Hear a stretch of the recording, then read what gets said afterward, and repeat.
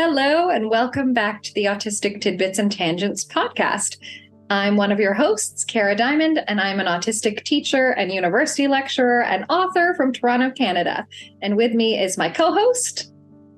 Hi, I'm Bruce Petherick. My day job is autistic advocate at Autism Canada.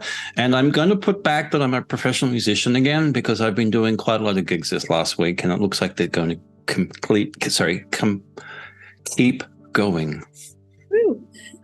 We also have a guest today, and I'm so excited to introduce her. We were friends in high school. We recently reconnected in the past couple of years, and she's just a wonderful human being. So not only is she my friend, Jo Maselli is a high school teacher. She has expertise in teaching arts education, special education, literacy, alternative education, online learning, a lot of online learning, and she's also been a department head. She has a neurodivergent family herself. She is exploring her own neurodivergence lately, and she is a staunch supporter of public education. So welcome, Jo. Thank you so much. This is so, it's so strange. Like the minute you popped up on the screen, I'm like, I had a grade 9 flashback. You and I have been texting grade 9 flashbacks a lot lately, and things that were like, how did we not know we were neurodivergent?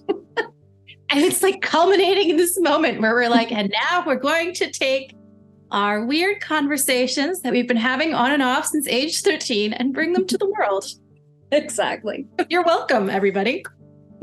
I had a school realization last night in the same sort of way. I was telling my wife we were watching Star Trek and there was some string art. And I told her that I used to make lots of the string art. I'd sit by myself nailing things into the wood and then make the start and then pulling it all apart and doing it again. I just keep going over and over again. And it's just like, how did anybody not know? You're right.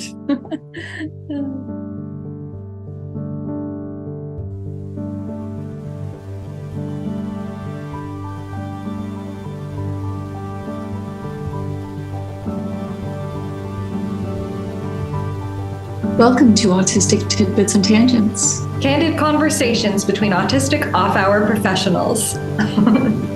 Cool.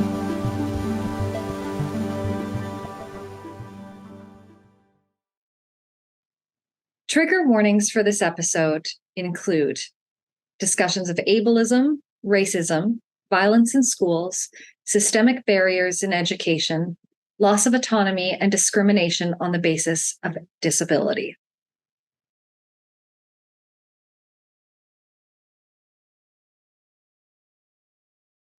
All right, Jo.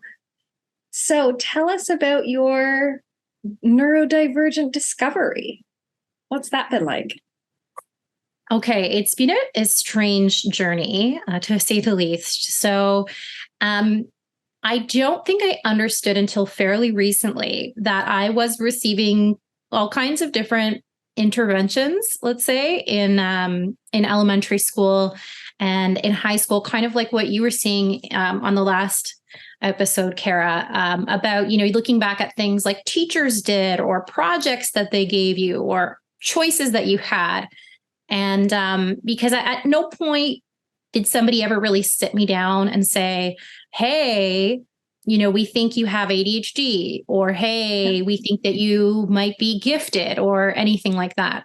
And so what ended up happening is it's a very common story. I went about my little life and would overachieve and underachieve and just be chaotic.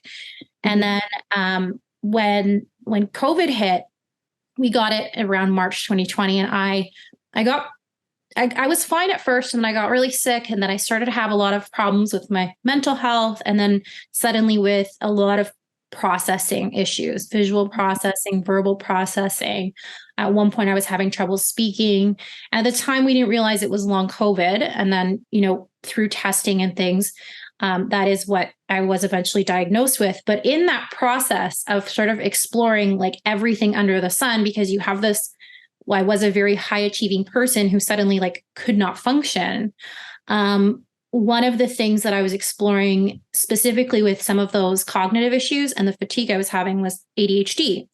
because this was a joke. I don't know if you remember this, Kara, from high school, but sometimes our friends would joke and like say that I had ADHD, right? And at that time, you know, this is whatever. I don't even want to think about how many years ago. No, don't say it. It was just like a boy's, like it was a joke to say that a girl had ADHD. Like that was part of the joke, right? Yeah. And so, and I knew I had like I would get in trouble all the time in school for things like not concentrating, talking too much. Oh yeah, you talked all the time. We got in trouble all the time together. This is why podcasts now to me are like the funniest thing in the world. And like even Twitter and everything, it's like all of it, like stuff I used to get in trouble for is now like the thing. And I'm like, how did that happen? Like just constantly talking to people is suddenly a good thing. It's like networking. Okay. But yeah, so we knew like those issues were there. And like I said, I didn't realize until recently that there were interventions actually in place that were supporting me through that at some points. But yeah, I had it in the back of my mind, and it was actually because I had done an evaluation for a student who was seeking student services support in her post-secondary education, a former student. And I was doing the little form for her, like the assessment form or survey they give you. And I was like, oh my God, this is actually me. And then I showed it to my husband, and he's like, again, it was kind of a joke. And then I went and got formal testing, and they were like, yeah, you have ADHD. You're also gifted in language. And I don't know, what some other stuff.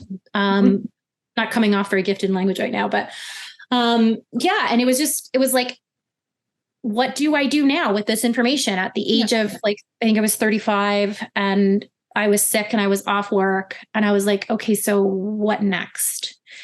And that's when they discussed, you know, trying medication to see if that would help with all the issues I was having. Mm-hmm. So concurrently though to that, then our son, who is going to be 5 soon, was, you know, exhibiting a lot of traits that we were aware of in my husband in terms of giftedness. But that there were also on my radar in terms of potentially autism. But again, very hyper verbal. So, repeating words and sounds with surprising accuracy, very young, being able to read, like through pattern recognition, not so much through actual reading comprehension, very young, and anxiety and perfectionism in like weird ways you would never expect from like a baby or a toddler. And so that was also sort of on our radar, and all of these things kind of converged at once, I think around the time that we reconnected, right? Yeah. Wow. Pretty so interesting that both your stories, like you're both experts in your field and not looking in the mirror. Well, again, okay, I saw a video recently, and it was an autistic woman talking about how we don't see ourselves in the label because we do take the label literally. Like we look at the diagnostic criteria and we go, rigid and repetitive behaviors. Like, no, we don't line up trucks, but we don't know all the nuance of what that can look like. You know what I mean? It could just be the fact that I get really upset and don't want to eat tacos if there's no guacamole, you know, like whatever it is. Like we don't know the variety of things that encompass each of those traits, and neither do a lot of diagnosticians, right? Like they will sometimes limit it to things that are very stereotypical rather than the whole picture. So, and I think that's also why we struggle with like Likert scales, taking the question very literally. Do you struggle in social situations? Well, some of them, but not all. How do I answer this question? You know, in a social situation with the two of you, I feel extraordinarily comfortable. You know, so it's like, and my love of precision in how I answer things is going to make it very difficult for me to go highly affirmative, even though the majority of interactions, I'm probably nervous and like overanalyzing, and my brain is in cognitive overload, you know?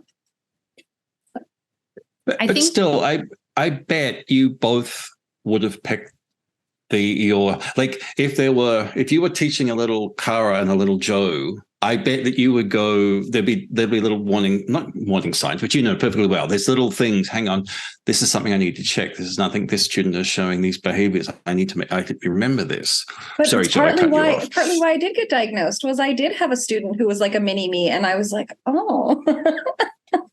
That was, I had like a mini me, and she actually sat me down and was like, Miss, I think you might have ADHD too. I was like, That's so cool. That's so cool. Yeah, it's actually it's weird because you get to see this generation of kids. A lot of them do have that awareness that I think we just didn't have. And I was going to say, I think we were also. I'm going to suggest that because we were drama kids, there were just that made it extra invisible because you know we were talkative and we seemed extroverted. And also it's like, well, you're into drama, so you're just weird, you're quirky. Yeah. And then also there was that layer of like, yeah, everybody around us was probably also neurodivergent. So that's why we didn't notice. And so we were like, we would never say that we were bad at socializing because with each other, we were like totally open and like uninhibited. But then, if we went to like be around like normies, we would just be like when can I leave? Well, and as you say, like, no one would think you were bad at socializing. Someone from high school recently posted a bunch of pictures from high school of me and two other friends. One of them was that person in ridiculous poses that we were just doing in the hallway, like, taking these weird pictures. In our own little bubbles, our own worlds. We were really in our own world. And I think it's interesting because a lot of us stayed in that world. Like that person married somebody from high school. I married someone from high school. Like even though like we didn't stay connected. Yeah. Like I'm still connected to so many of those people because those are some of the only people I have ever been able to relate to and be myself around. Yeah. Yeah. And then I went, I mean, I know you did too, right? I went to theater school. Like I studied theater in university. Yeah. So again, like I seemed normal according to my environment. Yeah. And I call theater school like ADHD boot camp because totally. Yeah, it's like are you bad at structure? Well, I can't be because somebody's always telling me where to be and literally what to do at every minute. There's little X's on the ground that I have to move to. Like literally my life is scripted, literally scripted. Surrogate executive functioning. Yeah, definitely. Wow. That's incredible. And for me, although I never went to theater school, I was your music director, but it's exactly the same thing that most of my life was scripted, but from the piano. Yeah, yeah. That, there was a constrained amount of information I needed to work with, and I was really good at that. And as long as that information was a score and a script and, interacting with other performers, fantastic. Outside that, yeah. Wow. So yay for performing arts, right? Definitely. I think it's what helped us survive high school, probably. Gave us an outlet, a place. I think what may help me have that realization is probably teaching it. Because I also when I was the head of drama, I was also the head of music for a little while because they like collapsed their programs. That's what they do. Of course. And it was being like in that place. Like we had our own hallway where it was the music room and the drama room and being at the intersection of like what I could call like the hallway or the island of misfit toys, right? Very lovingly. But like we were so insulated. And then I started to notice, I'm like, hey, all these kids share a lot of commonalities. Yeah. I wonder if that's part of why they're here. Because in high school, you're choosing to do those things, right? And a lot of times it's hard to even be allowed to do those electives. So the kids that are there really want to be there, right? Mm-hmm. That's where the patterns started to emerge for me of like, what is the deal here? Right? I wonder if that has actually, you've just raised something really interesting. And I'm going through like 50 schools I've taught at. Is it having those performing arts areas separated always a positive thing? Like, because we've got we have our community. And I mean, maybe not so much when I was at high school, but I'm thinking of the high schools I taught at, where you would have kids, the drama kids would be in the theater, and the green room is where they had their lunch. And they went to other classes, but that's where they were. And the music kids were in the band room and the choir room. And they were always at the end of corridors. And so you have these communities, good, but they become insulated. Mm-hmm. Wow. The geography of the school. It's like no matter what happens, there's segregation going on. But it reminds me, I have not read this book, I have to admit, I have it on my shelf, but that book is called Why Do All the Black Kids Sit Together at School? Mm-hmm. Right. And that's about that idea of self-segregation, right? Mm-hmm. And why do we do that? It's because we don't feel safe in those integrated spaces. We might not actually be safe. Yes. And I think that's what I felt when we would all hang out outside the art rooms on the third floor. You remember that? Yeah. Because that was where all of us would hang out, is outside the visual arts rooms. And then the same thing with that corridor where we were really on our own with music and drama. The kids were there because that was their safe place. That was where they weren't going to have to deal with the students that didn't get them. Yes, that's exactly right. Yeah, we had a big division at our high school too, between sort of the jocks and the artsy students. There, we were quite, I would say, like, our school really prized athletics. Would you agree, Jo? Oh, for sure. Yeah. And then I'm just remembering, I taught at another school where they would always say, oh, we don't really have cliques here. And it was true. And you know what? That was an arts school. That was actually a school that offered a specialized arts program. And interestingly, talking about like segregation, but within a larger school, what would happen with those arts kids, I don't know if either of you have ever taught in an art school before, is they ended up having all of their courses together. Mm-hmm. But I didn't notice when I was teaching there that they self-segregated as much. So I wonder if the self-segregation is a product of what students are experiencing in class, because that self-segregation would happen, at lunchtime or after school. I wonder if your classroom throughout the day, if it's more sort of aligned with the way you learn and you feel safe there, then you don't have as many reasons to self-segregate at lunch. It might be the opposite. That's your time to integrate with lots of different people. And I mean, teenagers, students, you're allowed to choose your friends. So like, I don't think it's as easy an answer as, they're grouping together because necessarily they feel marginalized, though that can be part of it. I wouldn't ever want to force inclusion on students. Like, yeah, you can have lunch in the corridors with whoever you want. We get into interesting territory when we think. So not force the inclusion. Yeah. That definitely. But what about encouraging? Like it'd be interesting to do some sort of study about neurodivergent kids who go to a school where the theater and music classrooms areas are in the middle of the school. Mm-hmm.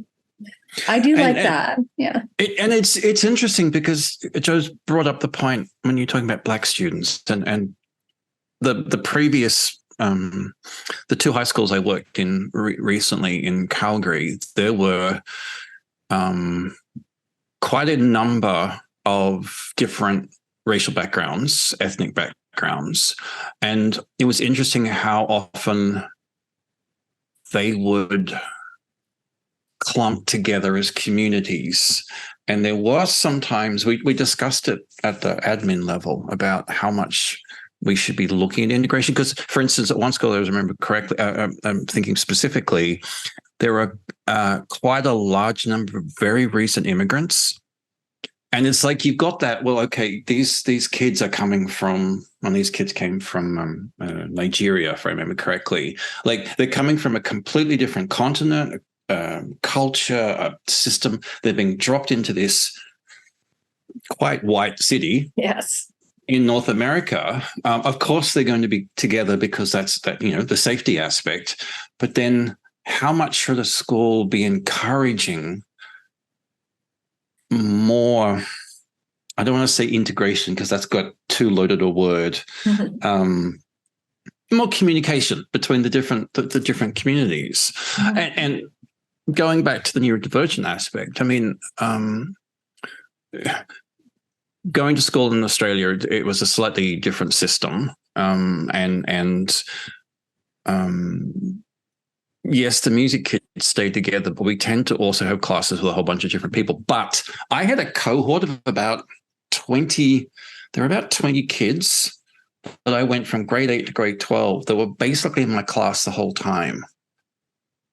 Even when we would, sometimes we were doing different subjects. So none of them went to do music. So I was doing music by myself. But in my 2 math classes and my chemistry and my physics class, those people were there, and those people were there in my class in grade 9 and 10. So there was much more larger community group. But if we think about the high school level here in North America, and specifically our experiences in Canada, I do wonder if some of the neurodivergent students would benefit more a widening of social groups in a safe way. Mm-hmm.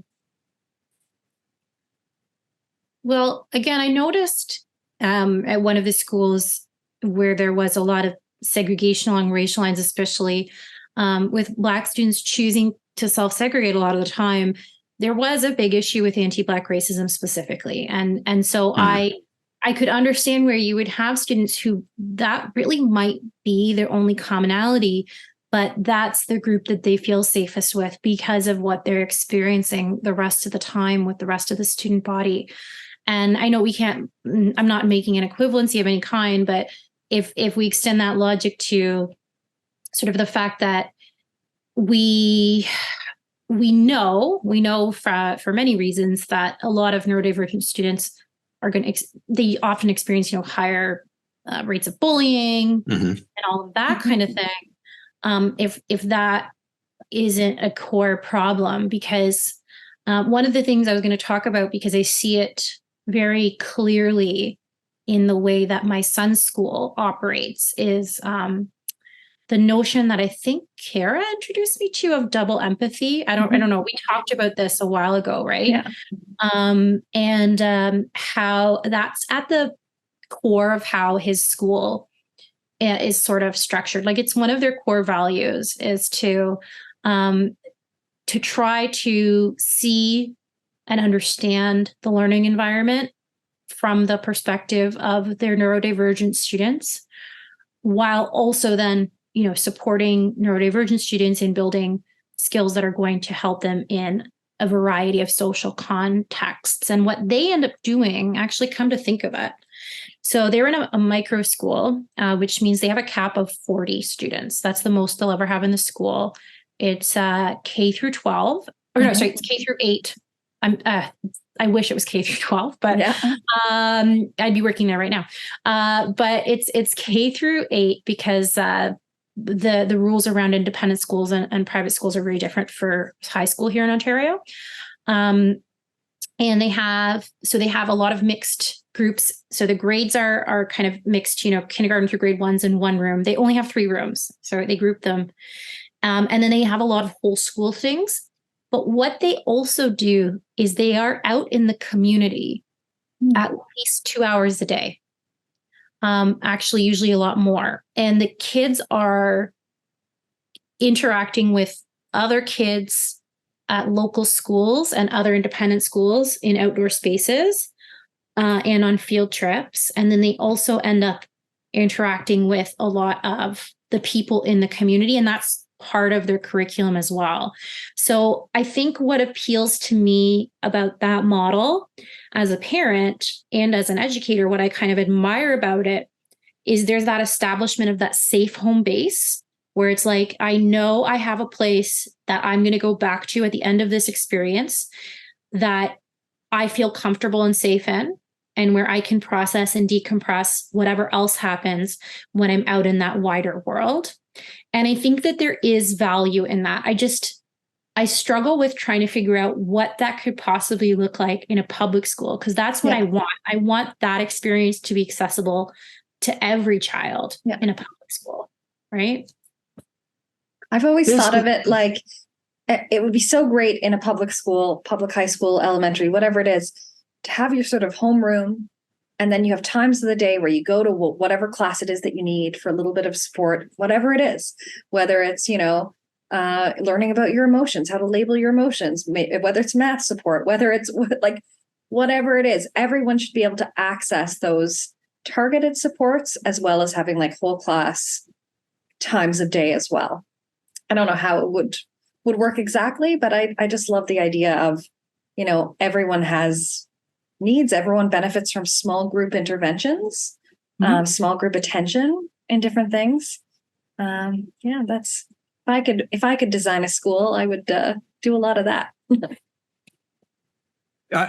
The idea of the community involvement, I don't know if it's Giroux who talks about that there is a educational pedagogical philosopher who's talked about that for a little while, about the school. I mean, the school existing in a community. Now, I know in teacher education, you actually have a subject on that, right? School and community, or in Australia, it's actually called, so in Australia, it's called school and community. It's where you learn the law. Okay, we had an educational law class. Yeah, okay. Yeah, but it's also it's actually talking about how the school is part of a community. And so it's like, there is no reason why a public school couldn't have an hour a week for every student to do some sort of curricular activity in the community, whether that's, planting trees or going to a seniors residence, or, going to a courthouse, doing a civics lecture, a civics course where you're actually in the courthouse. and imagine teaching kids democratic values and then taking them to Parliament House. On site. Yeah. I love that. Because you get to see, from the teaching perspective, we can say, governments, democratic elected governments work this way, that, there's a prime minister and there's a cabinet and there's this and there's leader of opposition. You then go into the actual building and you see how some people just ignore that completely and don't discuss anything with the other side. And then there are other members of parliament who are actively talking to the other side because they actually want to get something done and work together. Anyway, but just as a teaching experience, that experience in the community should be relatively simple. Should be. I was very fortunate. I think it was grade 11 or it was grade 12. I was selected to go on something called a Forum for Young Canadians. And there were 2 people chosen from my high school. I was one of them. And it was 150 students, I think, across Canada come to Ottawa. And you got to visit the Houses of Parliament. You got to meet a whole bunch of politicians, a whole bunch of stuff in Ottawa, basically. And I have to say, I originally wasn't that interested in politics. It did get me much more interested in politics. But one of the highlights for me, fun fact, Jean Chrétien, who was the prime minister at the time, had a tiny metallic toy dinosaur, like a brontosaur, in his desk. I have a picture of it somewhere, but we got into the House of Commons first thing in the morning, and there was this little tiny dinosaur toy in his seat. in his so that's in my his tangent prime minister's seat, like in the. So he had sort of like a desk that lifts up, like an old school desk, and in there was a little tiny red metallic dinosaur. I want to know the story. That's like his rosebud or something, right? Like, what is the story there now? That's a book I'm gonna write in my brain when I'm trying to fall asleep. So in high schools now, we have something called a specialist high skills major here in Ontario, and experiential learning is what we would call that. Like exactly what you were saying, Bruce, like the going to the courthouse when you're learning about law, and like having all of these real world connection moments. But again, I feel like I'm veering into other territory here. It's like, who ends up accessing those programs, right? So there's the specialist high skills major program. We have a regional arts program. We have like all these things, and you need to have a certain number of credits at your disposal at the high school level to take those. And if you are in a learning strategies course, for example, which can be a great course for a lot of students, arguably for every student. But at the same time, there's this idea that your pathway is set in special education. So a lot of times the students who would probably benefit the most from that engagement that comes from those real world experiences, from that experiential learning, often end up being barred from participating in it. So this is what I don't understand. Because I always say, like, what they do in gifted education would benefit everyone. It would engage so many learners to have that experiential, project-based, inquiry-based, all of those things. And we reserve it for a certain few, a select few. Go on. Oh, no, sorry. I was going to say, and that's kind of what I see as the potential freedom, although it's tricky to do it online. In some ways it makes it easier, and in some ways it makes it harder. Yeah. Because I've just been like literally inviting my friends to come and join us, which is something I wouldn't be able to do in person. But also obviously it's not the same as physically going somewhere. Yeah. But in a contained class, there is a bit of a potential advantage depending on the level of support you have, because if you start doing that, it's like nobody else knows or cares that that's what you're doing. But at the same time, you are breaking the mold, and there isn't going to be, like, what I'm finding is there aren't resources for that. For the type of learning I want to engage my students in, I am creating everything constantly. And that's on top of then all the meetings and the paperwork. And then the fact that I'm coming to this with a neurodivergent family. So my son has a lot of needs. I have a lot of needs. I'm also able to work through accommodations through disability management, because I'm dealing with a lot of my own issues that present barriers for me personally, like as a teacher. So it's like, you can see it. It's like, I can see it there on the horizon and I had this conversation actually with a consultant at my board just a couple of weeks ago, where she said when she moved from teaching gifted students to working in a community classroom, she kept the exact same model. And I was just like so grateful for her that she said that to me, because we hadn't even, she brought it up. It had nothing to do with what we were talking about. And I was like, thank you, because I feel very uncomfortable, because I feel in my heart that I'm doing the right thing, but it's also not what anybody else is doing. And when I try to engage people for support, a lot of times it's like, and they have the best of intentions, and they're being like, well, just don't do it that way, because that's so much harder. Like, but this is the way to engage students, to teach them the long-term skills I want to teach them. Yeah, like, we can't just do things the same way that things have always been done just because they've always been done that way. I want to go back like 2 steps. Because I was also have we gone on a tangent? No, we're just doing another tangent. We'll probably zigzag back, a few times. Okay. With a couple more tidbits. Sorry. A few more tidbits. Because even I think like art schools, it's very interesting. So in public boards in Toronto, and probably other boards as well, you have a few art schools that are audition based. They're publicly funded, however. But of course, as you were mentioning, Joe, like these things, we still have to look at who is accessing and who is not. I remember hearing a podcast, a few years ago, and the guest on the podcast was a Black man from Toronto. I think he's now a social worker. But when high school came around, he was interested in maybe joining one of the music classes, but he realized that door was already closed, because he would already have so many peers who had private lessons, who owned their own instruments, who were, 10 steps ahead just by virtue of what their parents could afford. And demographics, things like that. And that has really stuck with me, that even in like a publicly funded school, not even like the arts based where you audition for the program, but like you already by grade 9 have doors that are closed to you. Absolutely. Absolutely. And actually what I noticed with special education on that point, and I think it's getting, on the one hand, like our knowledge about how to support students with a variety of needs, neurodivergent students, it's better than it ever was.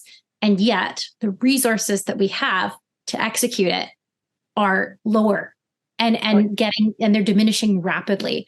And so what ends up happening is this is what I'm observing, sort of like, I guess, big picture, because I'm looking at my son starting his educational like adventure, and then my students who are nearing the end. And I'm going, oh my God, how many doors were closed on you in kindergarten? Because why we moved my son to the school he's in now is when he went to, try not to get into the whole story, but like when he went into like a transition sort of preschool program at the local school, he became a different person that we did not recognize. And we're getting reports home like that just did not sound like our child at all. And the behaviors, everything, like we were really worried that something was wrong. Yeah. And then he was stressed. He was at the wrong place. He was at the wrong place. And so I think, when that process was triggered, sort of I'll call it the pre-IPRC for lack of a better word, you're introduced as a parent, you're introduced to all the people, the educational consultant, the this, the that. And then, as a teacher, having been part of these meetings in the past, all of my antennae go up, right? Yes. And the things they're saying, and even just the tone of the really positive, reassuring, here are all the great things about your child. I'm like, I know what's coming next. Yeah. Right. And so that meeting made me really uncomfortable in conjunction with what then I had been observing, because at this point I was in and out of the classroom, spending sometimes up to 2 hours being his personal EA. Oh, wow. And this is while I'm on disability leave. So this is while I'm struggling with my health. So I would do that, literally like come home, crash, sleep, and then recover just enough, just in time to go get him.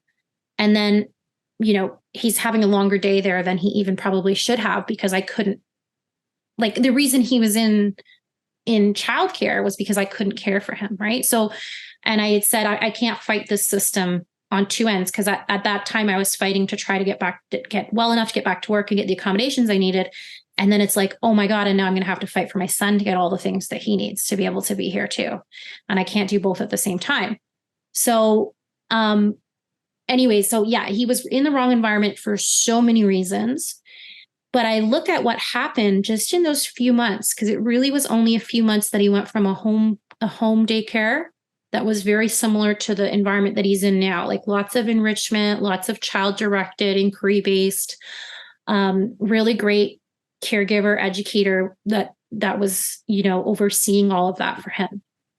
In that intervening few months, how drastically he changed and what the perception of him was. I can't find a better word than to say it was disturbing, because now then when I connect that to some of my students I have now, I go, did this happen to you? Mm-hmm. Like, is this how education started for you? And yes. How many steps back did that put you? So when we say a child's developmentally delayed, for example, what do we mean? Good because question. If we're observing them in school and we say, I'm sorry, I'm getting emotional, but if we say they're developmentally delayed because they are not adapting to an environment that is hostile to their development, is that actually that the child has a developmental delay, or is it that the child has a need that is not being met? Absolutely. Yeah, I will say it's hard being a high school teacher right now, because I wish I could just, go back, rewind time and like do something for them earlier. So I think it's a very odd perspective that I have on all of this. It's just, yeah, there's a lot to. But that's exactly why you're the perfect person for this episode, because you can speak to it from multiple perspectives, but also from the perspective of, someone who, like I said, you are such an advocate for public education, and you had to make such a difficult choice to move your son to a setting that was more conducive for him, that is not in public education.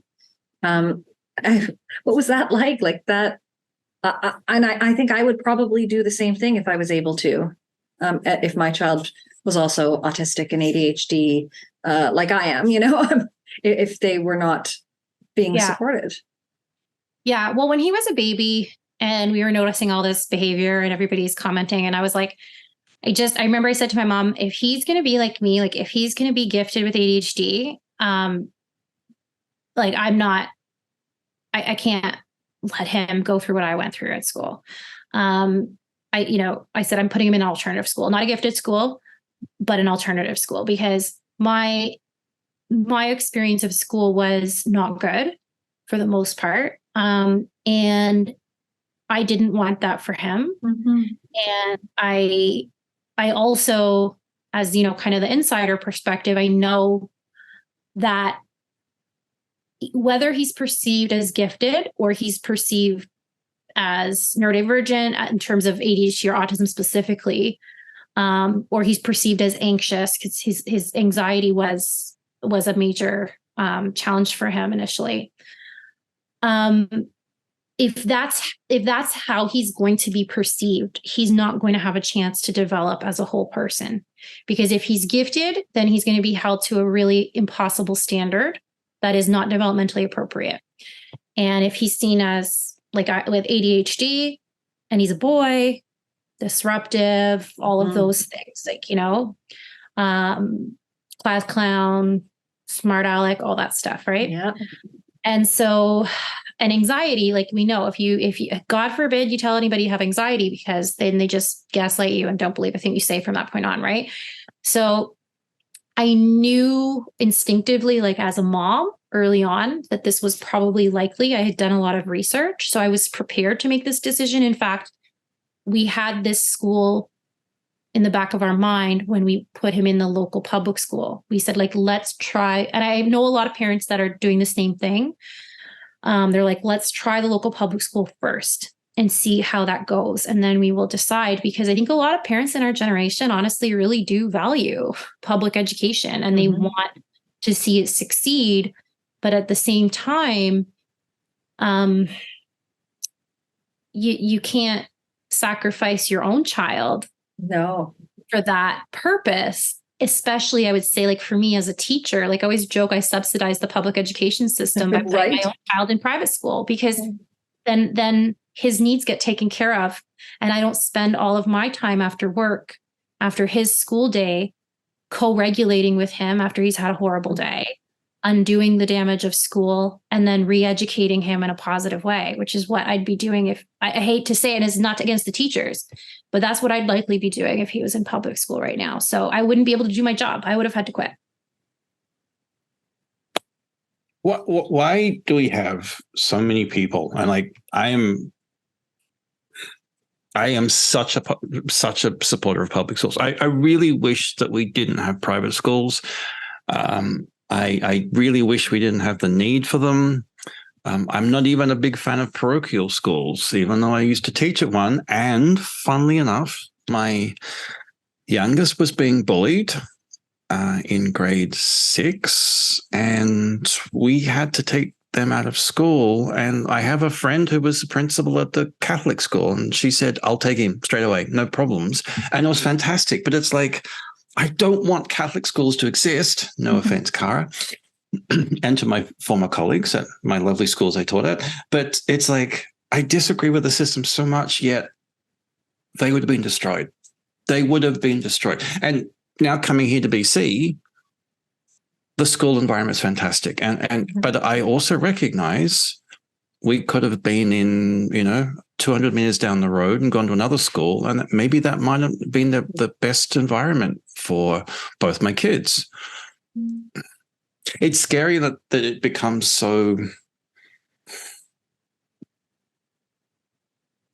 there's so much luck.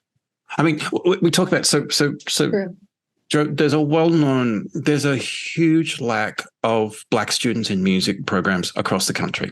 And it's 100% because in general, the Black community don't have as much money and they're not giving private lessons. Now, I live in an area where you can't even say BIPOC because, in fact, most of the school population are either subcontinental Indian or from East Asian families who are very supportive of music. So you've got this, if you, I'm going to use the word luck, and I don't mean that in a bad way, but if you are born unlucky with the wrong color of skin, you most probably won't get into a music program. I lived in an area, kind of weirdly hippie, but upper middle class area in Brisbane, where my school luckily just became a music school. And luckily I had free lessons, free instruments, as much as I wanted. And if I hadn't luckily been in that space at that time, I wouldn't have been a musician. And it's so frustrating that, you know, then you get, we're luckily in the right area for both my kids. Where we used to live in Alberta, we were unluckily in not good schools. Mm-hmm. Anyway, this sounds like a rant because it's like, I don't like luck in this sense. No, and this is, okay. What you just said reminded me of Zaretta Hammond. I think I've talked about Zaretta Hammond before, maybe last episode. I don't remember. But Zaretta Hammond has an incredible book. I should look it up. But her whole body of work looks at how can we make classrooms the sites where the learning experiences happen. She talks about inquiry being the great cognitive equalizer. And like, so that's part of what I envision. You know, we get into such big issues when students go home, and some students have a parent there to do homework with them and to design their Bristol board presentations and go to Michael's and do all the things, and other students don't. And not because parents don't care, any reason like that, but you then have very different trajectories and very different assumptions that the adults at school make about the student, make about the student's family, that set them down those particular trajectories. And wouldn't it be great if every school had free lessons, try out an instrument, take this instrument home, like instrument libraries, you know, book libraries, things my like gosh, that, yes. right? Sorry, instrument library is like the thing that I like. Me as not a music teacher for a year, as like not even a year, because that's when I got sick and had to go off work, but like a few months as a music department head, I was like, instrument libraries, can we do this? Yeah. I know I don't belong here, but I have an idea. Can we do it? I want to do it. Sorry. So I just got really excited about that. But it's true because it's the equity. It comes down to that equity piece, right? And when we de-streaming happening here in Ontario, it's like, all right, but what does that mean? Because yeah, we're not streaming you into grade 9 or 10 English and math, academic applied anymore. But it's starting to sound like a hippie now, but like streaming is in your mind, man. Like if we're streaming students when we look at them, we're streaming them. When we say like this person can or cannot do this. That's why because I'm sick a lot, I have like a little package for supply teachers. I decided to put at the top, like sort of our, whatever I called them for our class norms, but they're really for teachers because the students do this naturally. That's the good thing I will say about having these students who've been in community classes, which is like our intensive sort of fully contained classes, is like that community piece is solid for them. Mm-hmm. But for my teachers coming in, you know, I have to say, you know, we expect that everybody can do everything. We expect that everybody can understand everything. And that's not because we're pushing students to do things in a way that they are not capable.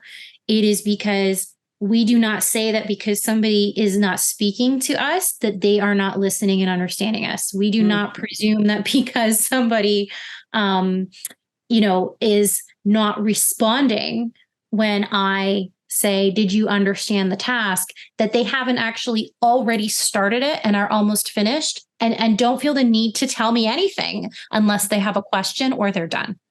Right. So I've been able to, and I'm not trying to toot my own horn because I really don't know what I'm doing. I'm new to this. It's an online class. Like I most days I'm just like, okay, let's try this and see what happens. But I've been able to do things with these students that other people have told me they cannot do. Wow. And I don't understand that. Like, I'm not saying that because I'm like, I'm great. I'm saying that because I'm like, I don't understand why. I don't understand how that is possible. I have 3 rules that I share when I do my literacy programs at Autism Canada and on how to deal with autistic people. And number 1 is assume competency. And that's exactly what you've said. I'm going, this is assuming competency. You're articulating in a bigger way, but that's exactly the point. That's so wonderful to hear that in a bigger sense, because so often some of the things I talk about at work, people look at it as being, oh, this is how you integrate with disabled people. It's like, no, but we'll start here and just take this on, please. Sorry, Cara. Again, my friend, I interrupted. No, I don't remember what I was going to say, but I have an idea. I have to step away from the camera for a moment. So you keep talking, okay? I feel like this is you're watching a show and it's like, I have a surprise for you. I do this actually during my online classes. I'll be like, okay, wait, I have to show you something. And then I'll go and grab it. And it's like building the suspense. But it's also Zoom calls there's so much artifice with them. And I honestly struggle when they any more than like 4 or 5 people. And it's part of that. What Cara's just done is seen to be something special where it should be normalized. I'm just going to leave for a second because that happens in physical discussions. Whether it's a bathroom break or whether it's, I've got to get something from my desk or, insert whatever. But it's like, again, this, oh, wow, we have I see. So we're all we're wearing our shirts. I love it. The whole time I was like, you're both wearing shirts that say something that's very important. I was like, I got to go put my shirt on. Yes, I love it. Okay, we could do a whole episode on what your shirt means. Mm-hmm. And why does that shirt exist? Because it's like you and I talking about assuming competency or, it's like, you shouldn't have to say that. Why do we have to humanize education, Cara? Well, why do we have to say be kind or be yourself? These are things that we should all just be able to do. Right. Well, that's interesting. So that was one of the points. So ironically, I was I was preparing, instead of doing it in my brain like I would normally do, I decided to test out the ChatGPT's feature now where you can like have a conversation out loud with it. Anyways, and so we were talking about humanizing education, but I was talking about it with a robot. And then, that's so funny. One of the notes that came out of, because actually this was actually going to be the thing I was going to share is the potential for AI to actually assist us with some executive functioning stuff and also some social rehearsal stuff, because I used it to like help me figure out what I was saying and thinking. Because a lot of times I just start talking and then I don't know what I've said. Mm-hmm. But one of the points I wrote down is that humans are social animals, because right now, another one of these political distractions that's happening in Ontario, again, getting us away from the priority, which I will say again, which is like properly, fully funding special education, is they're saying, well, we don't need social emotional learning. We need to go back to the reading and writing and whatever. But it's like, but humans are social animals. It's all learning is social emotional learning. Yes. You cannot learn math by like, we are not an AI. Yeah. Our brains do not like scan like what the internet and then learn math. Like, we're not in the Matrix. We don't know Kung Fu. Stop pretending that any of this is real. We are social animals. So to say we're going to focus on reading and writing in early years or whatever silly thing they want to say, and to say, so we're not going to focus on it's like social emotional learning. It's like, but you're forgetting that we are human beings. Like, and that so many of the issues that we see in education are stemming from higher anxiety rates that children and teachers have. We really need to be teaching how to achieve balance, how to cope with what we can cope with, and also, acknowledging when there are systemic barriers that are really valid reasons why people are more stressed out. But like, children are stressed out. We can't negate their emotional needs. That was a transformative moment for us when we were working with the psychologist that you had recommended, actually, Kara, with our son. And when she said, like, he's stressed, like, and she kind of walked us through what he would be experiencing from his perspective, walking into that classroom that he was in for a little while. And she was like, that's what's happening, is he is stressed. And then, like you said, teachers are stressed. I think, Bruce, the last episode you mentioned a teacher who had left because of some issues with violence in the classroom, right? And that was also something that I had struggled with when I was pregnant. Prior to becoming pregnant, scary. I was like very silly. And again, like, ADHD. So I'd be like, well, I'm jumping into the conflict, like not punching, not that, sorry. But I like literally, I just, anyways, it was your body in the way. Yeah. I would have. Yeah. But when I was pregnant, like, my brain changed. And so I had to just remove myself from a situation that wasn't safe anymore. And it was at the core of that, as I'm sure you know, right, was the students' needs that weren't being met, our concerns that weren't being addressed, coming back to the IEP as a reason to not investigate or support instead of the other. And so it should be the other way. And it all coming down to money. We don't have the funds to put in place the support, the one-to-one support that this child was needing. And so that ended up with me leaving. And honestly, now it might be the reason that I don't stay if I'm not online, because I have a dynamic disability, which if I get injured or break a bone, it could actually, with me losing mobility permanently, very easily. So I can't even be in an environment like that. Like, I don't think my doctors would allow me to do what I do now in person. And I'm saying that publicly for some reason because I'm very silly. But I think it's important to understand that, if anything that I've said makes it sound like I'm a halfway decent special education teacher, I think it also needs to be said that I might not be able to keep doing this job simply because the funding is not there to keep me safe. And at some point, I'm going to have to draw a line to say, again, I'm a parent, and is it ethical of me to put myself at that level of risk, especially knowing all the barriers that are in place if I become more disabled than I am now? And like, I have some insights into the process you went through, process other teachers I know who've accessed disability have gone through, and like the hoops that we have to go through to access support and to be seen as fit to teach is really unbelievable. Like, we have these systems where we say we believe in inclusion. We say we believe in unlimited potential of all children.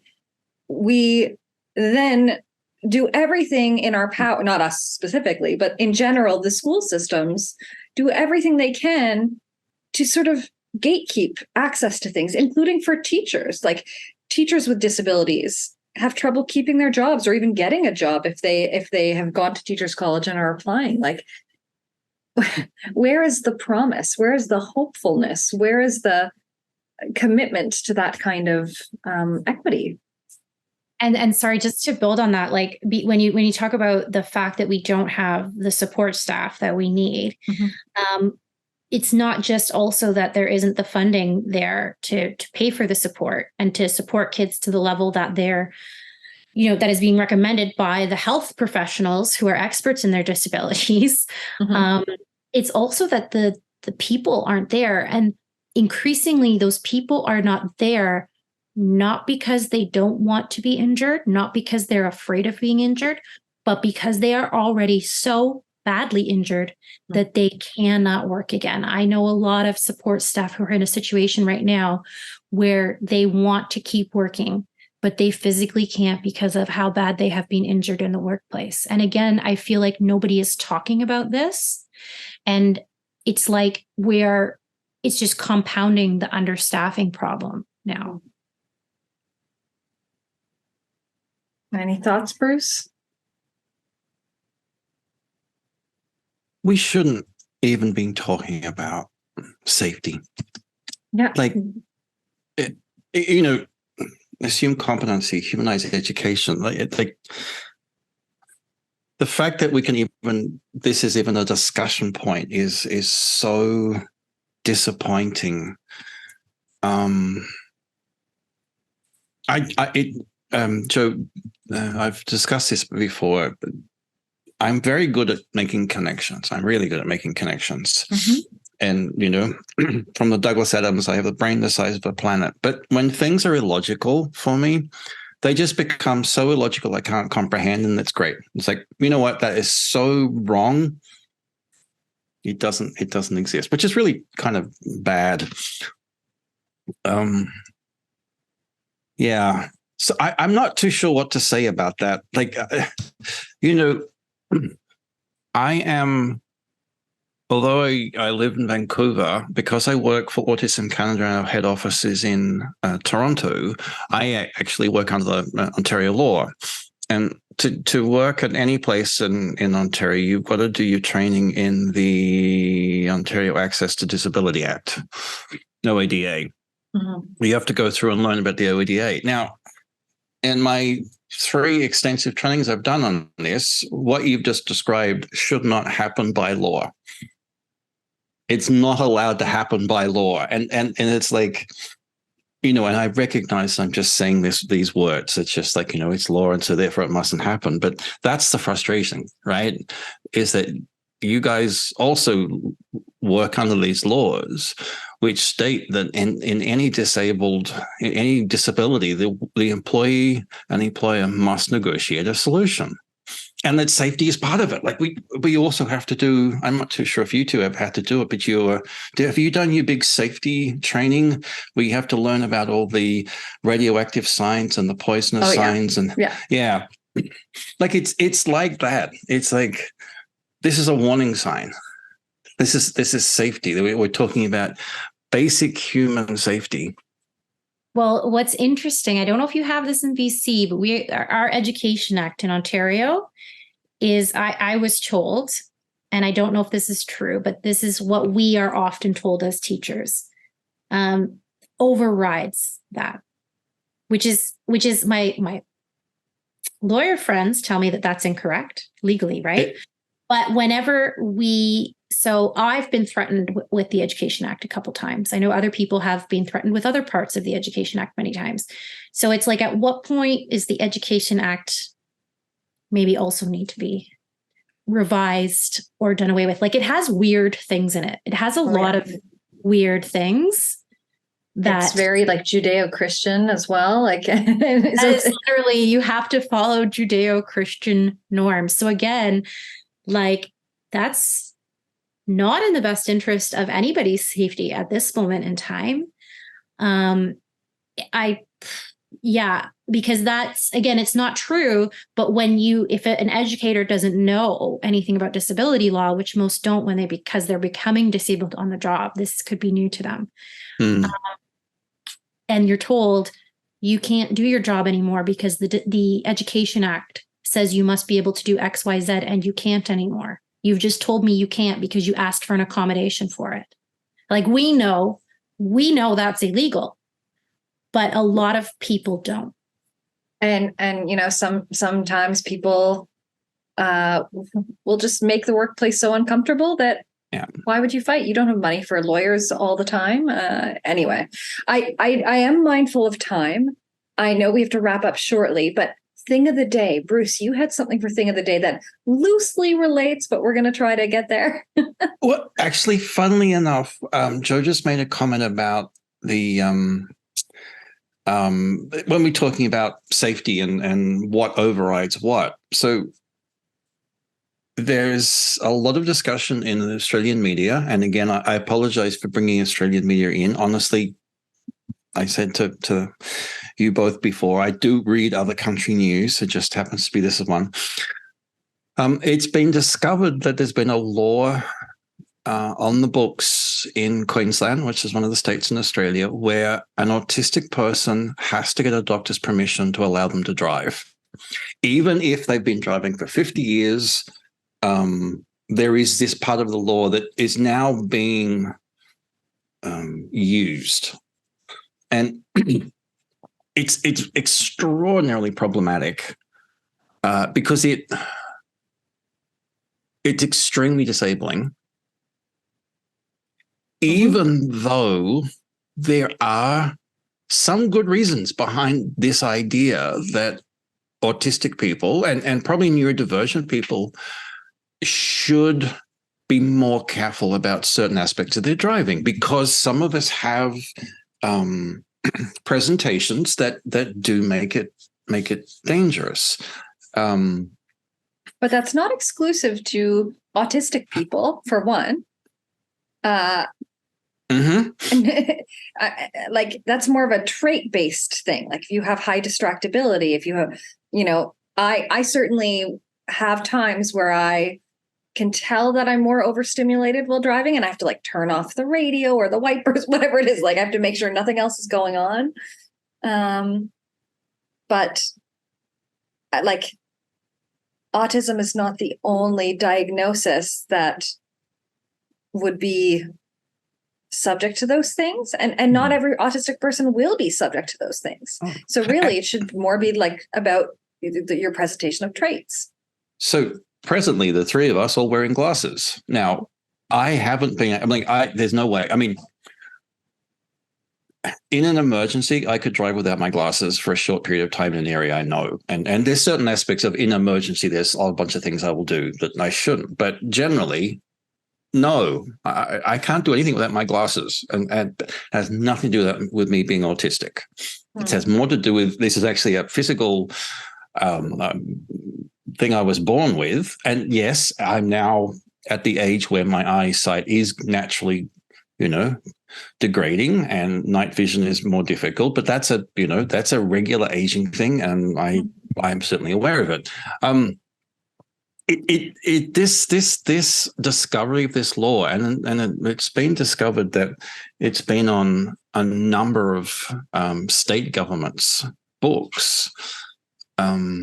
People are wondering why it's autism.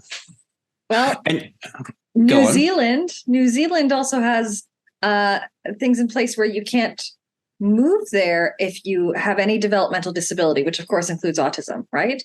And there's no one to talk to say, I earn X income. It's just a blanket, no autistic people. And this sounds like the same thing. A blanket, autistic people shouldn't drive, or if they do drive, they have to do an annual test every year. And like, this really speaks to how autism is presented in media, in society in general. And like, that starts with how we deal with it in schools, how we respond to autistic students, how we treat autistic students in schools. Joe, you've said too much on this topic already. Yeah. Any thoughts on the driving? And sorry, I was just I was resisting making a joke. Make the joke. No, please, no, go make the joke. No, I was just going to call back to the streaming is in your mind. But no, seriously, I mean, I know with ADHD, I was sharing with you guys before, I did not realize how difficult driving was for me until I started my medication. And I was like, oh, driving isn't supposed to be this terrifying nightmare where your like nerves are on edge the entire time, even if it's a familiar route and everything. Like, oh, I can actually now direct. Like, the doctor asked me it was like an insurance assessor. So what is the big difference for you now that you're on the ADHD medication? You know, because like they always question your diagnosis and stuff with this kind of thing. And I went, this is going to sound really silly, but it helps me focus. And I actually used driving as the example. And I said, you know, driving is overstimulating for somebody like me. I did not realize, because I've lived this way my whole life, that I was attending to every single thing around me at all times until I started taking the medication. And I was like, I am just focused on the red light in front of me and nothing else, because that is the only relevant thing that I need to attend to right now. I mean, obviously I'm not, but, and I think also there's that literal thinking thing. Like when they told me in driving school, you have to be paying attention to everything around you at all the time. I was like, yes, I will do that. Yeah. I always do that. I can't stop doing that. Yeah. The rapid scanning. Yeah. Yeah. When I started taking the medication, driving was where it made the most sense to me. I was just like, what do you mean? This is like, how do I explain to somebody what driving was like for me if they have never experienced that before? So I do get it. But then, as I also said, you know, having long COVID and having cognitive fatigue, I elected not to drive for a long time because I knew that I wasn't safe. Mm-hmm. And I would see sometimes people maybe making different choices and going like, you know, but again, taking away somebody's right to drive in places like North America, and I'm assuming probably also Australia, where, you know, there's lots of space and we need cars to traverse it. That's taking away a lot of autonomy. So I have so many mixed feelings. Well, like it should be any person who's maybe reporting to their doctor high distractibility, then maybe there should be a screener there, you know, but it like just to make it diagnosis specific doesn't make sense. Yeah.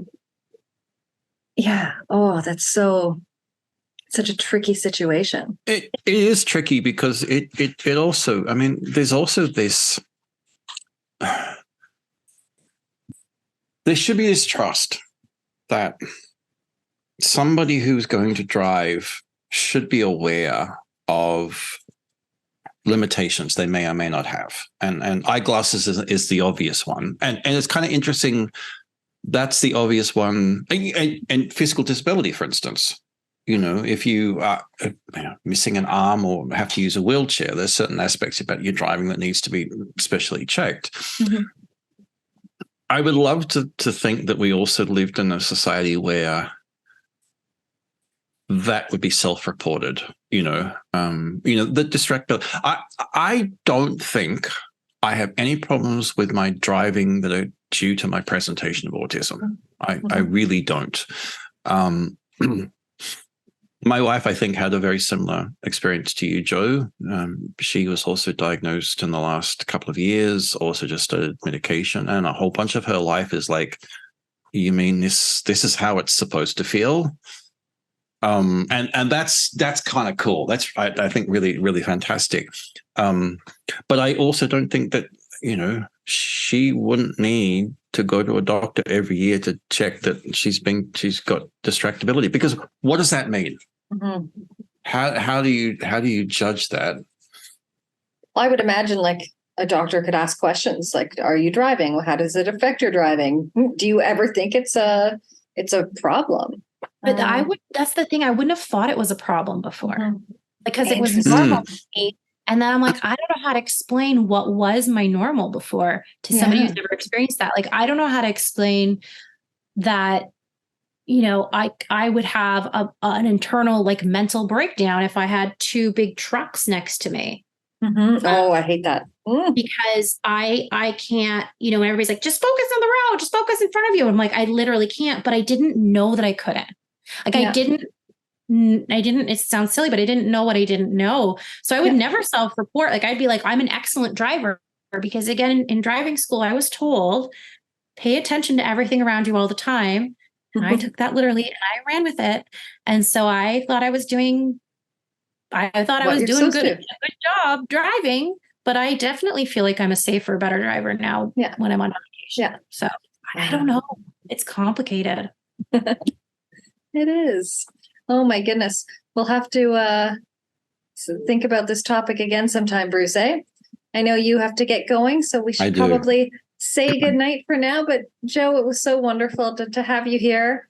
I feel like, well, I know you and I can talk for hours about these topics, and Bruce too. I'm so glad to have introduced the two of you. It's nice to have met you. Yes, you too. It's really cool because, like I said, I've listened to the podcast before, and I think I've seen a couple of events or speaking things that you've both done. We do a lot together. Yeah, and my parents are a big fan of yours as well, Bruce. They like some of the things that you've talked about because my dad's like, "Oh my God, he's describing me." So thank you both for your work, and it's been really cool to be here. Yeah, so it's been like, I don't know, it's really cool. Thank you so much. I'm just geeking out now. Wonderful. Okay. Goodbye, everyone. Take care. We'll see you again soon. Bye.